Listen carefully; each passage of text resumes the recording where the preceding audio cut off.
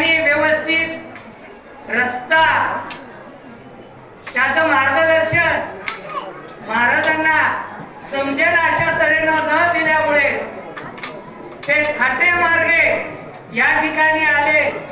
एकदा अडचणी आल्या की मग त्याला काही विचारू नका. इथे आल्यानंतर लाईट नाही, तर नंतर मशीन जनरेटर त्यावेळेला चालू करायला गेले तर जनरेटर चालू झालं नाही. शेवटी अंधारामधून महाराजांना परतीचा मार्ग पत्करावा लागला.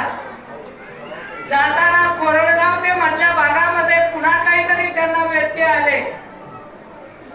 तदनंतर मात्र आपण सर्वांनी एकत्रित खंत व्यक्त केली पाहिजे. आपण त्याचा पाठपुरावा करू शकलेलो नाही.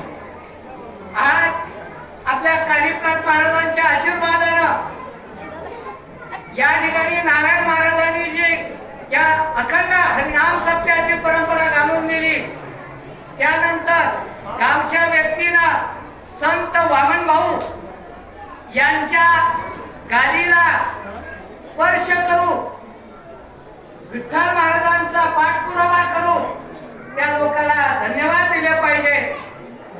पूर्ण फुलाची पाटली म्हणून खारीचा वाटा तिथे दिला आणि या वाडगावमध्ये परवा विठ्ठल महाराजांचं हरी कीर्तन झालं.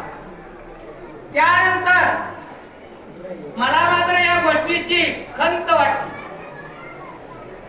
झोपेमध्ये सुद्धा मला ते सारखं त्रास द्यायला लागलं. मी गावच्या 2-3 व्यक्तींना माझी खंत बोलून दाखवली, घरी बोलवलं आणि माझ्या भावना त्यांना व्यक्त केल्या.